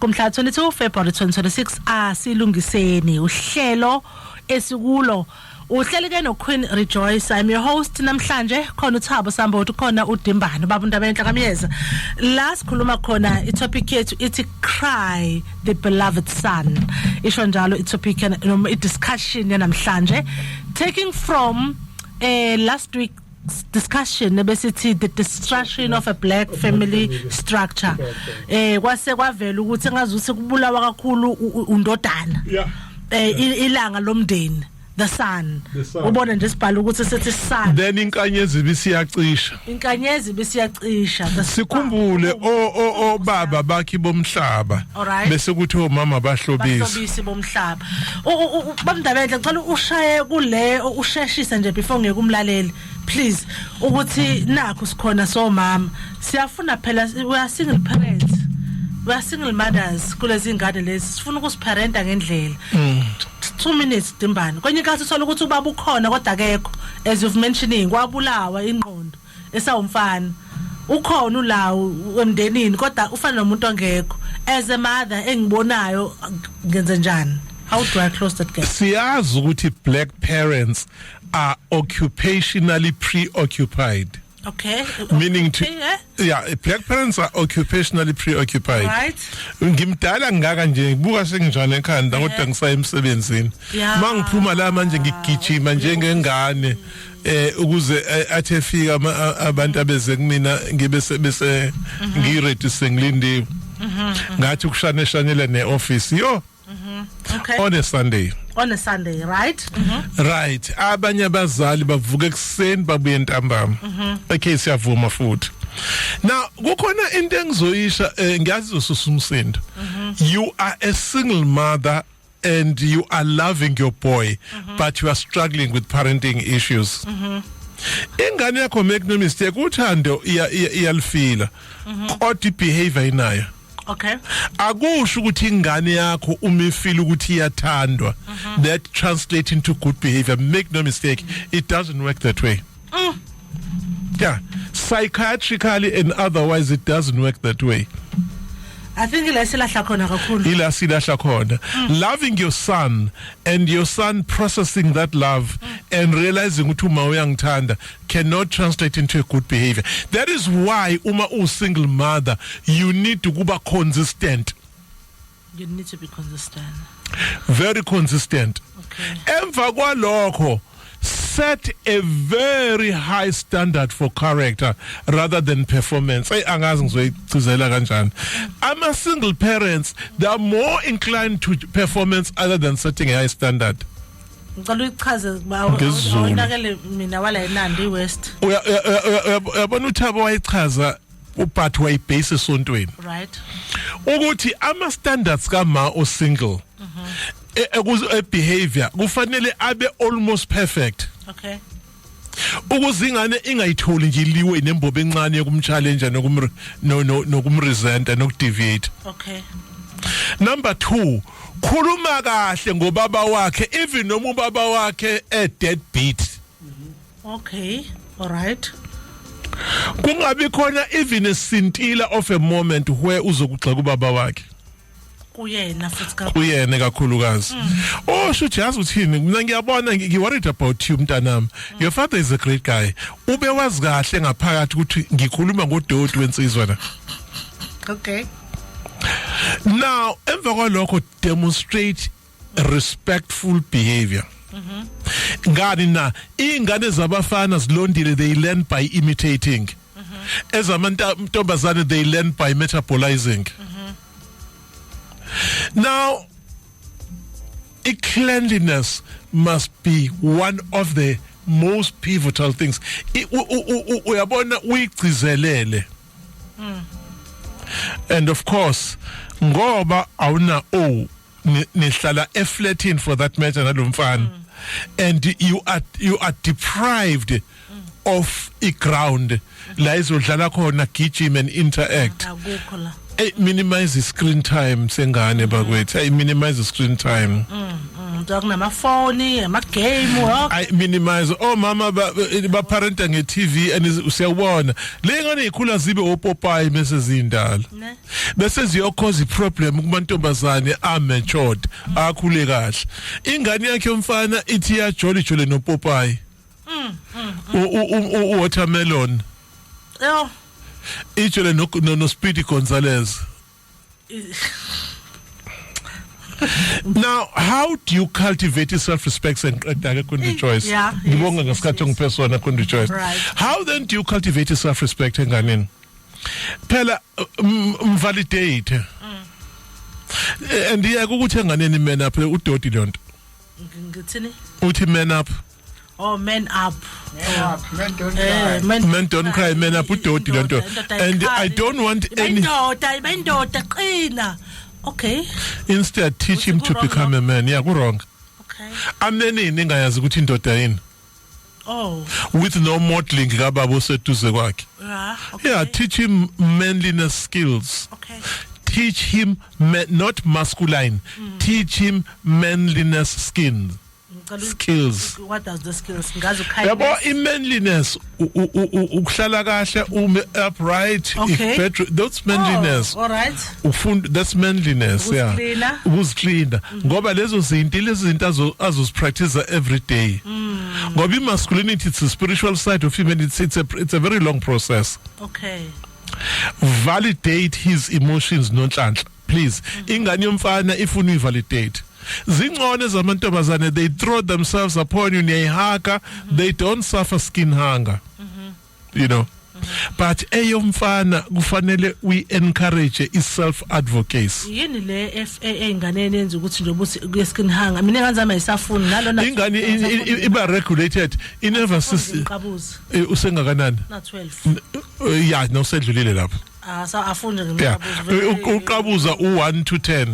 Oh okay. Yeah. Okujwayelekile. Yeah. Nayo ke enye into Thabo wakhuluma ngayo kodwa futhi again wayibeka esontweni last week. Ngicela sigcizelele kahle nangizocela usho la. Fundisa phela ingane yomfana self advocacy. Meaning to say esemncane no 10 akafunda ukuset up ama boundaries. Okay, yeah. Yabo akungabi lula ukuthi abafana bafikene bathi siyahamba engazi ukuthi kuyaphi usiyangena. Ushuta kana ma. Mfethu sithi shwila awazi no sikuyaphi uplanele gilikiti. How laba ngithi ba recruiteka kalula. Recruitment nazo ke Thabo nazo ke yeah. Kanti vele uyogaxaliswa lapha. Hey, osiyami. So let's not teach self disrespect hinganeni. Thank you Thabo. Thank you so much. That's profound. Okay, Timbani, asambe. Singahamba. Sesingaqhubeka. Yeah. Alright, ngiqale la mlaleli bengishilo ngathi 068 764 9969.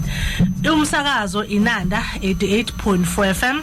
Inanda 88.4 FM. iWestdale hlanu.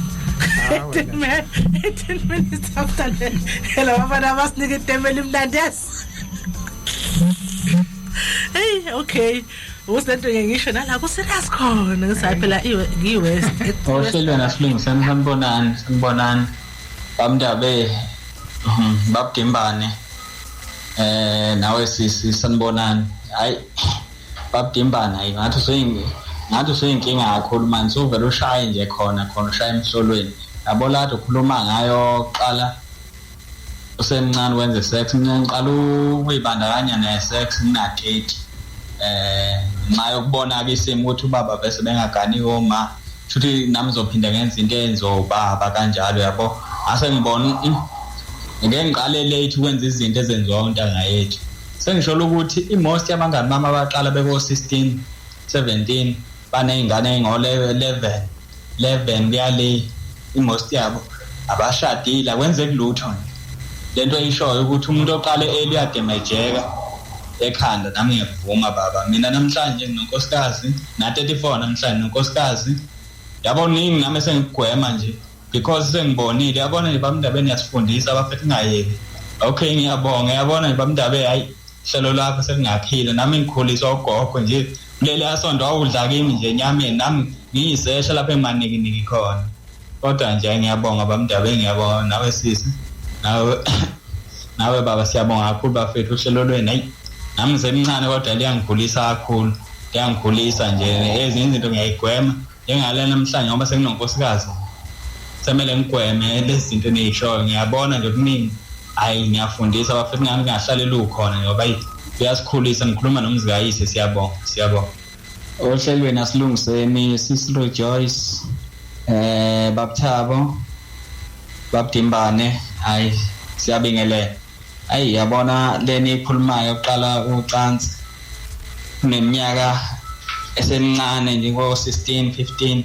Alright muzigayise cha angeni lo mabili ngathi lesibili ubuso ebengasana isho yokuthi tholile nokuqala yebo ngandi igama alizigama ajwayelekile ayithi amuzi uthi ubuke amaphutha kayiswa ngawa repeat yes so ima ezowakha kahle kumuzi kwakufanele wakhiwe uyisi umuzi kayisi ngempela there's a secret lapha lo muntu isex uzoyenjoy azafika ku75 yabona yeah phela iyamprotector icelibacy yakhe it just give me kodwa umuntu qala isex no 15 by the age of 30 usuku sexually fatigued mina ngicela angasilahle asithinte naseyinambeni angasilahle ngoba umuntu nje ngisho senza amatalk athi uyadingeka azokhuluma ngaye hayi ukuthi ngoba thina sokhuluma sithi umuzi kayise wathi yabo nje kube kahle umuntu athi mina yabo lo muntu uthi yonke into yakhe uyiplan to the T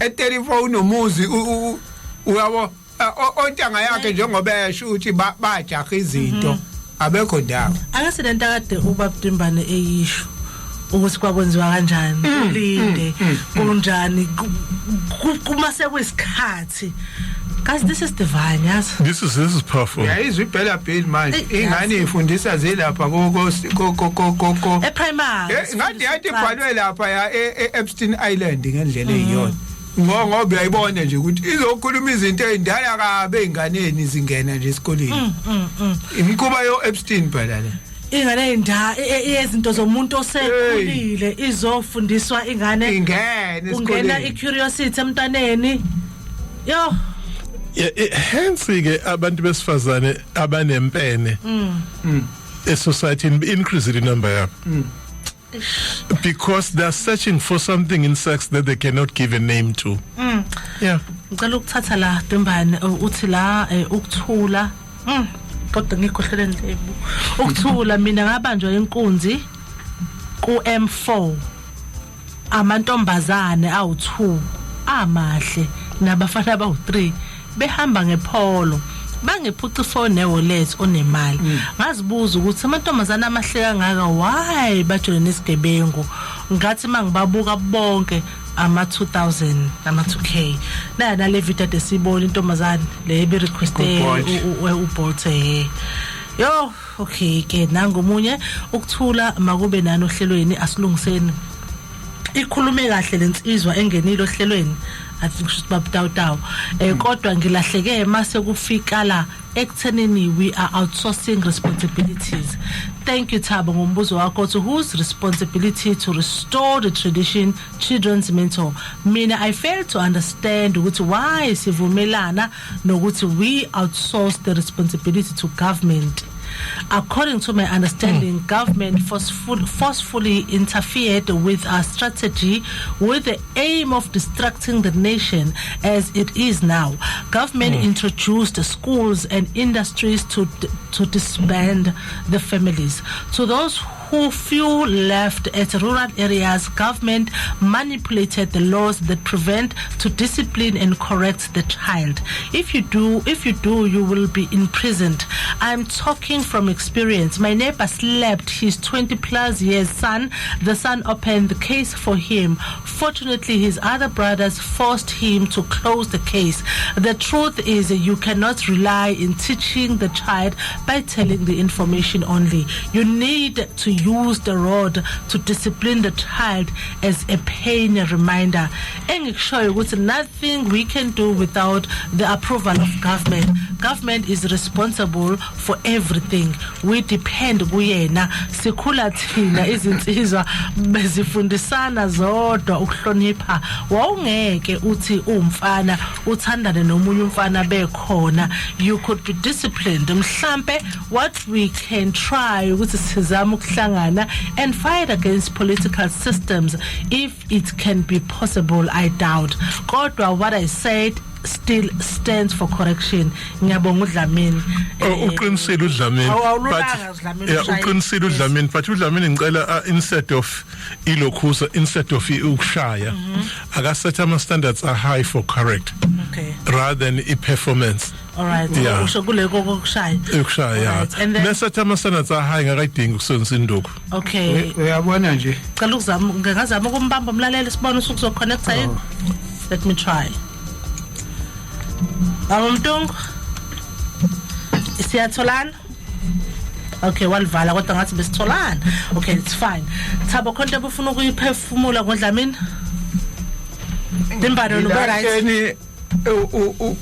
Kwakuthi ushaya umuntu ka 20 years nje. Umuntu ka 20 osemdala. Ikhombisa inkinga nje ukuthi khona la iphunyuka yakho. Yabona ingane. Khona ingane ethi yongena esikoleni ngeke uphinde uyishaye.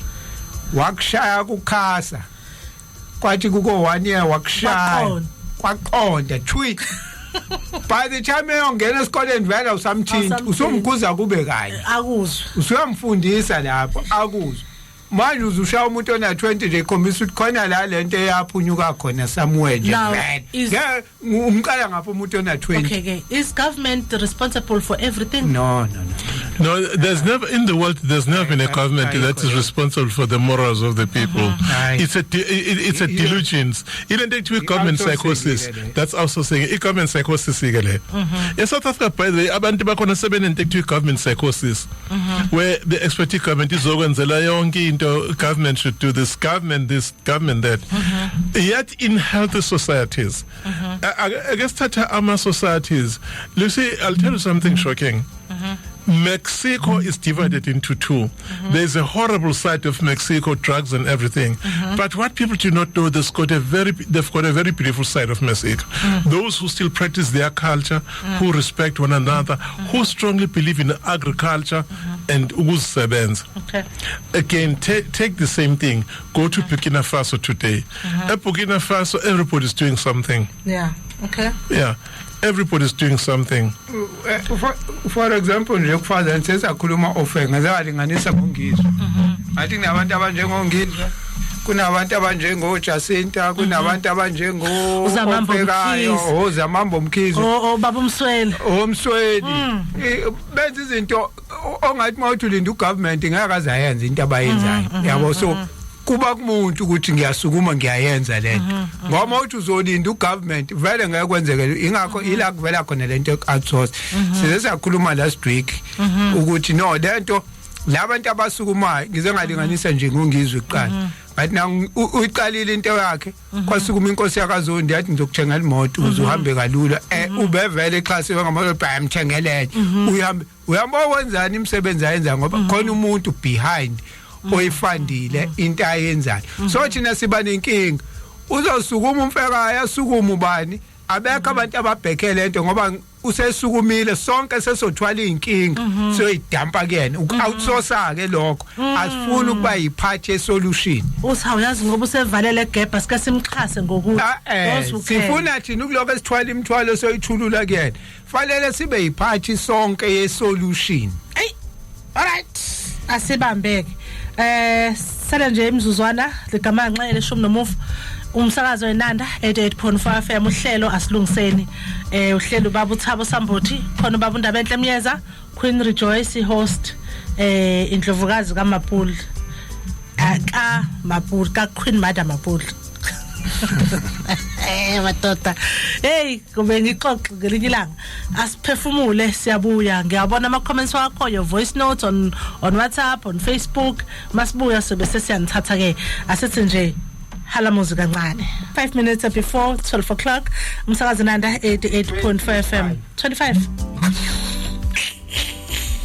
ngaboka 25 minutes rather before 12 Queen Rejoice ohleli naye njengamanje angiqhubeke nama comments wakho benke ngakubiza ke mhlambe usengangena inamba 0687649969 khona uTimbane uNdabenhle Myeza khona uThabo Sambothi uKhenona ebongaza ngamkhohlo hey ukhona uKhenon uyena uSonkinova wethu yes Queen Rejoice hey angiqhubela plenteous greetings the studio wow siyabonga kakhulu ngetopic namhlanje that was educational sizolalela njalo until kuvela izithelo zalokho enikufundisayo umsebenzi omuhle mawande siyabonga usho kanjalo ke ngicela ukuza oh okay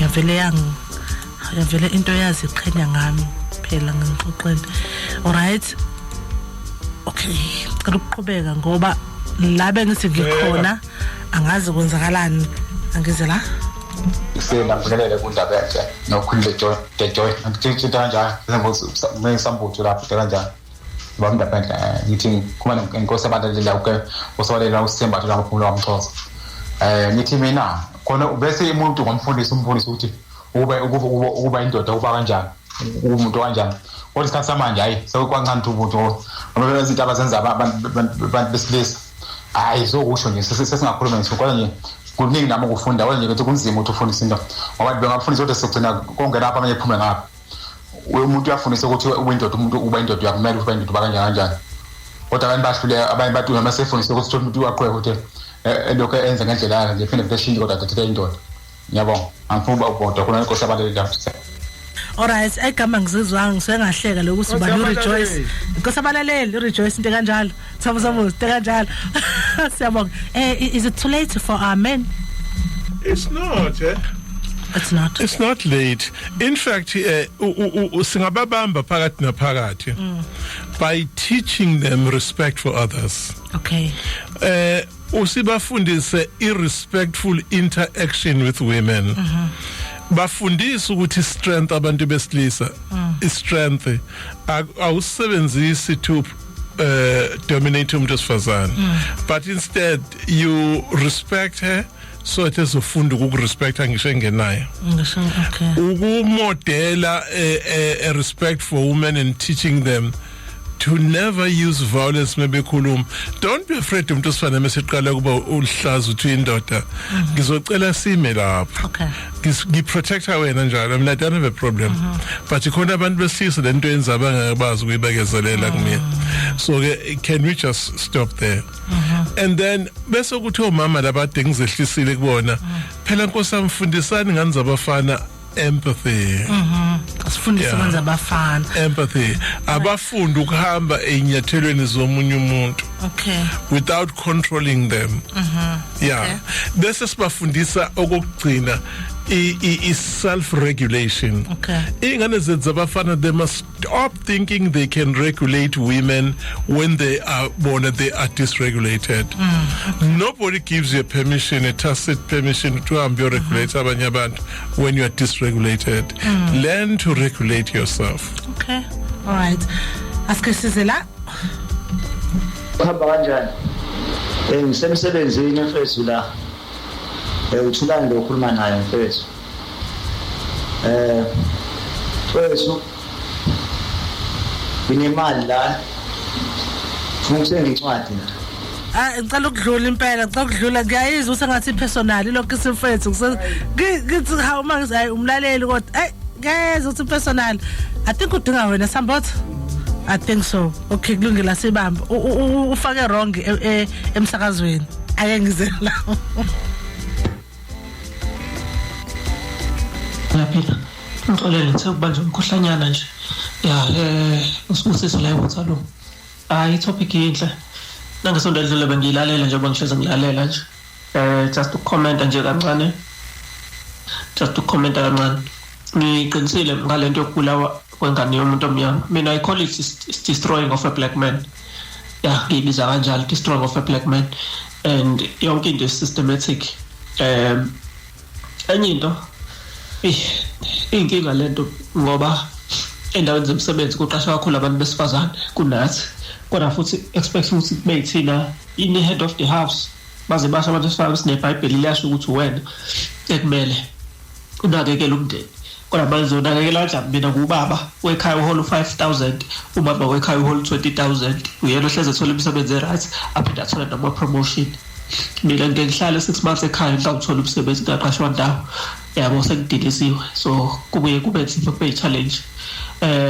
That's an example la ngisebenza khona umfowabo wami omkhulu umuntu wesifazane bese kuba i-team leader yami yaseteamini yami umuntu wesifazane eteamini is about 15 abantu besilisa siba u4 that means abantu besifazane ba 11 yabo for argument's sake njengoba siba u15 eteamini asithini sonke sihlale eWaterloo and siphela ngomthetho wenkolo yethu nepolitiki yethu kumele sijolane sodwa yabo ngajoli neno umuntu osondaweni indawo noma ukhoza njengoHindi noThamile eteamini yami 4 against 11 shuthi bawu4 kuphela osisi abazokwazi ukuba no-partner. What about laba abanye? What about the other 7? Yabo again that's where the Yabaside chicks comes in because thina sabantu abamnyama abanye bethu masakhula sizoba ama-high school dropouts beyigebengu sada sizodutshulwa amaphoyisa that's a minus or sizoboshwa udili kajele that's a minus. Abanye abantu bakhetha ukuba yita abantu again that's a minus for osis and then bese bakhona ke laba bazoba amaphara again that's a minus for osis because akekho siso zojola nephara alikho iphara lizovusa umusi. So sekusele laba abancane abasebenzayo nathi nje besisebenza la sisebenza khona siyajajwa yabo ama colleagues esifazana ne mancane kakhulu angathi mina ngikaJola noSibu most yabo anale language ukuthi ngifuna someone who's financially stable hayi umuntu ohola lamasente kwahola yabo abanye bayokusho out loud abanye abakusho but ngaphakathi that's how they feel so bafuna ubhuti oright osebenza ngomasipala ohola right but bangabo ubhuti abasebenza lapho ngomasipala and basingile yini because some of them sebenabo abantu babo inkoduso they are already taken so when even though ukhona uguy alright osingili on the personality right but because financially akaholi le mali wena oyifunayo so when uzogcina usuyisa check to someone osebenza lapha ngomasipala oyikampanini right hola kahle yabo sisibe sibagcina sebejola nezinye inhlaka ngoba thina vele siyabheda thina songoqo asikho romantic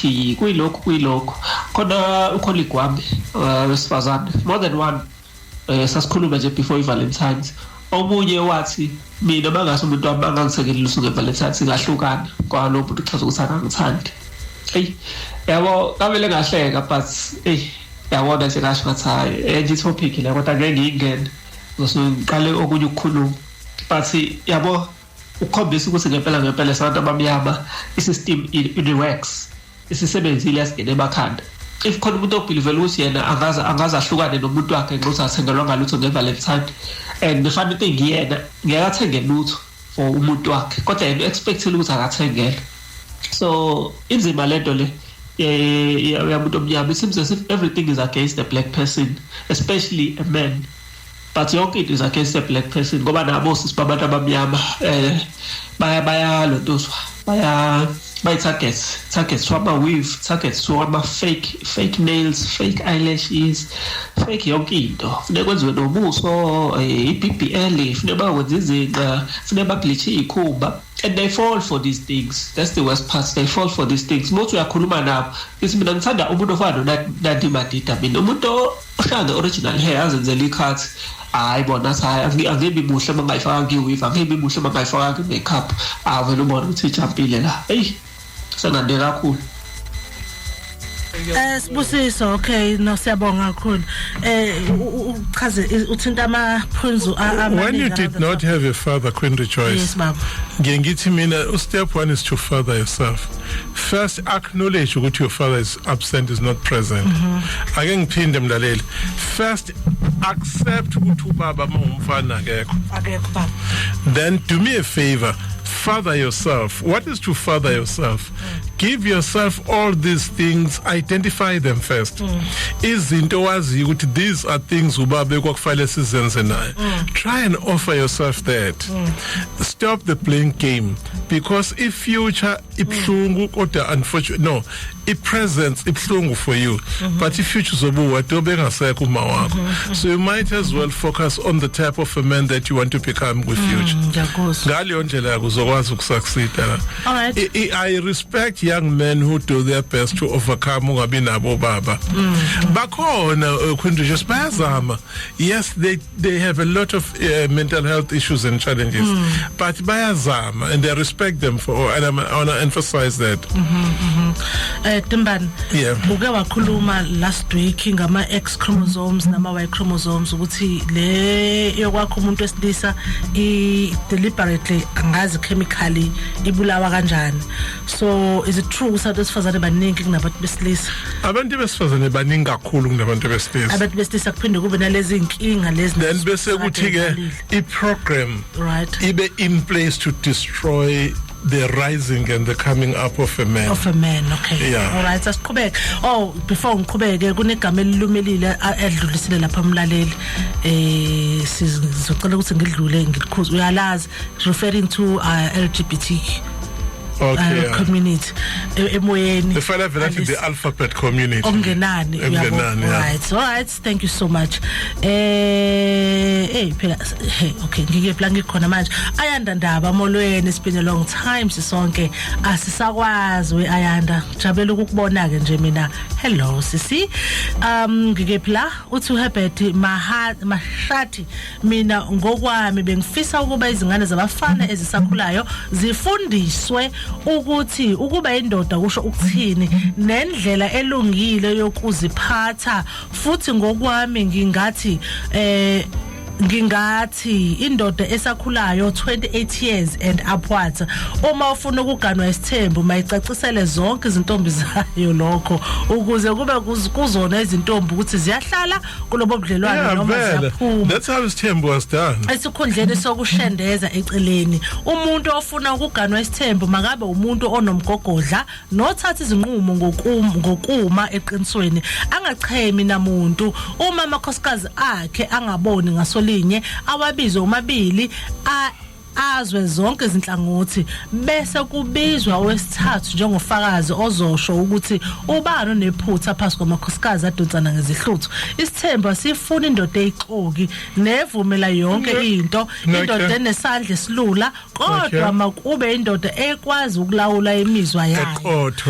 Sengiphetha uma amakhosikazi edinga into ethize indoda mayinike bonke imali elinganayo hayi ukuthi abathengele ngoba amakhosikazi ewodwa indoda yasithemba ithenga lutho amakhosikazi athengayo awefani athanda izinto ezahlukene. Ngixolise ngokwelula kubhalwe Herbert Hashati odume ngelika Smile uqhamuka endaweni eSentuzuma kwaMncinza e320 abanye bangazi ngozalo Zalo. I hope isurname yakho pronounce kahle. Siyabonga. Hashati athi uDumsani Nombika basakazi siyabonga ngesihloko nachaza kamnandi futhi ngoba ziningi izigaba zempilo esizeqayo ngenxa yokungafundiswa kuqala ubaba mayifika edakiwe omama babesifihlela kuthiwe akaphili babemthukuza kodwa thina siphuza phambi kwabo ingane yayifihlela ubaba ukuthi kuthiwa uyagula afihle umama naye sho swengene nyonyobe ecashela ingane. Yebo. Ingane engangamboni ubaba ediyazi. Okay, nangusikhumbuzo uthi nobody listens to black men if they don't provide. Hence we end up in entertainment spaces with alike males sithole. I chant to vent. Some end up using substances ngenxa yama pressure okuthathwa kancane and being ignored. Gangsters are very clever. Bayakufaka muno ink ngoba you have knowledge they can use njengabafana abafunde iIT na kuma model C schools bayaziwa banolwazi ingakho ke kwi fraud bengompetha. Yebo. Okay. Look is another that nobody respects a man if he doesn't provide. Provide akuyindlela eziningi. Akachaza ukuthi kufanele ukhiphe imali. Ukuba khona ekhaya wenza igceke emotional available nangokuthi imbane Thabo kukhona engibabiza ngama homebodies. Homebodies ubaba available ophekayo wenza yonke into and akana pressure uyakwenza nayi challenge yethu ila angithi la targetwe both genders or both sides. Mina ke Rejoice ngizongakubona lokho njengo provide ngizokubona useless but you are emotionally available uyangiphekela uyapheka futhi awunankinga uyasicover lezi space lezi zokuthi mhlawumbe awusebenzi chef ongawuthola ngomsebenzi mhlawumbe uchef vele uyabona and uyayenza umsebenzi wakho but I challenge ngithi nathi abantu besifazane sesifakiwe since 1986 lecule besidlala sapho sesifakiwe ukuthi uprovide umuntu kanjani not ukuthi okuyikona sengizokuyeka sengizokusho ngamagama useless wena ulutho ushilwa sengihola 5000 usuyithengela uthoke sengineshende futhi emsebenzini usu0 ngempela but yet you are providing just because it's not money mina ngizokubona ukuthi you provide. Ishende is not a solution for ama problems nezinto ze experience emzini wakho. You know ishende mase sikhulume ngayo into yokugcina efale uyicabanga. All right. Mhlawumbe umyeni wakho mense phansi esekulela ukufa ubona ukuthi you have been with him for almost 15 years suffering ungatholi compassion ungatholi affection mhlawumbe babekwenza vele umama emakhaya lokho mhlawumbe ungathola into yokusula umlomo yabo ebabekwenza bafuthi ingane mazingekho izalukwazi esikulwayo thina ukuthi uhlala ku apartment bese ufaka amadoda ashadile ku apartment phela akuzathu lapho uya just undermine umshado wakho ngisho njalo angize la Timbali Siyabingelela e-studio kunina abaphathi bohlelo kanye nezihambeli zakho Queen Rejoice. yabona uma nikhuluma ngale ayi inkinga kakhulu yokubulawa kwengane yomfana iqiniso elimsulwa elicacile kwakuyiplani yesystem le ethe uhulumeni wedemocracy uma eqala ephatha waqhubeka nayo ngizolinganisa nje ngo1976 intsha eyayinamandla ilwela i-medium of instruction ye-Afrikaans kwathi ngo1984 kuya ku1990 kodwa kwaba strong kakhulu ngo86 kwakuyintsha futhi isikhathi esiningi ke uma kusebenza indluzula namandla kuba abafana baba ku frontline bese kuba amantombazana encusana yabona ukuthi uhulumeni weANC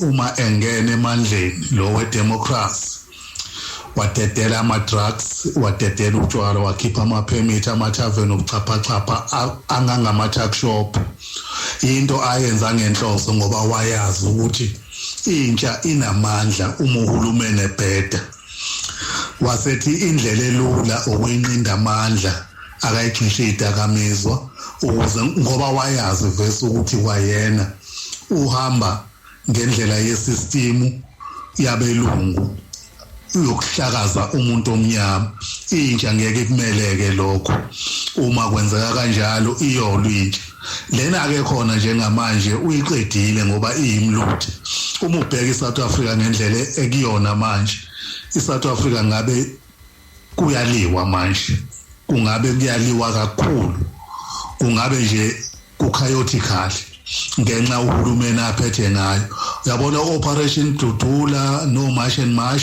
kungabe bayalekelelwa yintsha kodwa ngenxa yintsha ifile iphila ngiyabonga uMagwazi Mlazi Njini sentence kakhulu right ngibona isikhathi sesiyabaleka ngisafuna ukubuza ake ngivale ngithi usuyavala kodwa healing the inner man okay healing the inner man can result into healing young men when obaba be healed beka ama side chicks bekukudakwa bekuhamba bebhabhabala beba emotionally available then we can resuscitate our young men ngoba sizosatha ama models again I'm a big advocate of social fatherhood nothabo uyabelievela ku social fatherhood i-appeal yami yokugcina ukuthi I'm a bit concerned ukuthi South Africa communities they spend money benza ama conference amahla namadeko amahle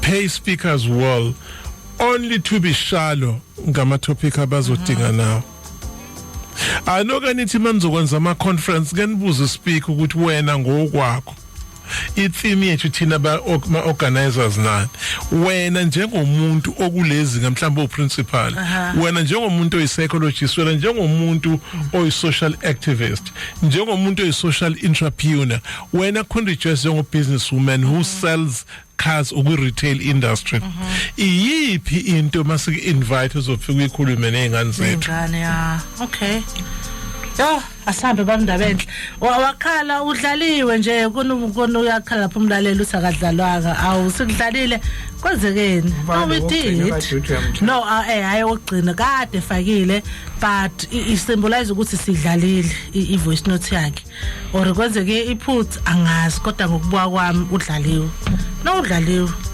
kwenzekeni ngicela ukuxolisa mangabe kwenzeka iphutha ngomsikhathi saseko but lethi udlaliwe Thabo asambeni Thabo wasambothi siyabonga umlaleli umdali mayivumo sikhona futhi next week 0688710778 0688710778 iyona ke number le engitholakala kuyona Babu Timbane 076333954 ake ngiphinde embukeli nawe emlaleli ngithi kwena 07666 33954. Siyabonga kakhulu. Ukuthula makwande uxolo umlaleli mangabe uqike ngephutha mabe siza ngesidlale ngiyaxolisa kakhulu. Asebe ndawonye ngesikhathi silandelayo ngesikhathi sifanayo umsakazo nokho nanda 88.5 FM. Siphuma ngo Jazz Celebration. Hamba phambili lapha uChe.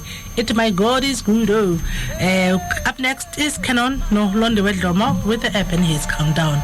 Bye.